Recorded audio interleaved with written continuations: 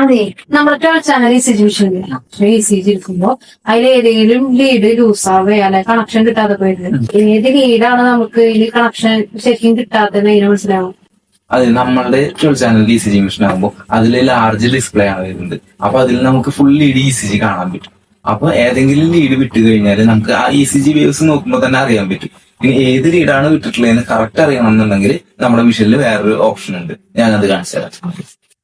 നമ്മളുടെ 12 channel ECG മെഷീനിലെ പേഷ്യന്റിലേക്ക് എല്ലാ ECG കേബിളെല്ലാം connect ചെയ്ത് കഴിഞ്ഞാൽ ഇതുപോലെയാണ് നമുക്ക് ECG കാണാൻ വേണ്ടി പറ്റുക ഡിസ്പ്ലേയിൽ.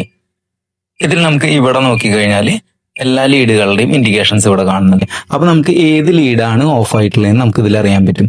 ഇതിലിപ്പോ എല്ലാം ഗ്രീൻ ആണ്, അതായത് എല്ലാം കണക്ഷൻ പ്രോപ്പർ ആയിട്ടുണ്ട്. ഏതെങ്കിലും ലീഡ് കണക്ഷൻ ലൂസ് ആയിട്ടുണ്ട് അല്ലാന്നുണ്ടെങ്കിൽ കണക്ഷൻ കറക്റ്റ് ആയിട്ടില്ലെങ്കിൽ ഇവിടെ വേറെ ഇൻഡിക്കേഷൻ നമുക്ക് കാണാൻ വേണ്ടി പറ്റും. ഞാനിപ്പോ V6 ഞാൻ വിടിയിപ്പിച്ചു. അപ്പൊ ഇവിടെ V6 കളർ ചേഞ്ച് ആയത് കണ്ടോ. അതുപോലെ തന്നെ ഞാൻ വീണ്ടും V6 കണക്ട് ചെയ്തിട്ടുണ്ട്. അതുപോലെ തന്നെ ഇതിലൊന്ന് ടാപ്പ് ചെയ്ത് കഴിഞ്ഞാൽ നമുക്ക് ഇതുപോലെയായിട്ട് കാണാം. നമുക്ക് ഏതൊക്കെ ലീഡുകൾ ഡിസ്കണക്ട് ആയിട്ടുണ്ടെന്ന് നമുക്ക് ഇങ്ങനെ കാണാൻ പറ്റും. ലാർജ് സ്ക്രീനിൽ ഏത് പൊസിഷനിലത്തെ ഏത് ലീഡാണ് ഓഫ് ആയിട്ടുള്ളതെന്ന് കാണാൻ പറ്റും. ഇപ്പൊ ഞാൻ ഒരു V5 ഞാൻ വിടിയിപ്പിക്കുകയാണ്. V5 ഞാൻ കണക്ഷൻ വിടിയിപ്പിച്ചു.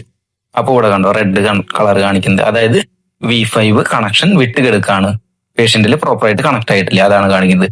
ഏത് ലീഡ് ഓഫ് ആയി കഴിഞ്ഞാലും ഇത്തരത്തിൽ നമുക്ക് കാണാൻ വേണ്ടി പറ്റും.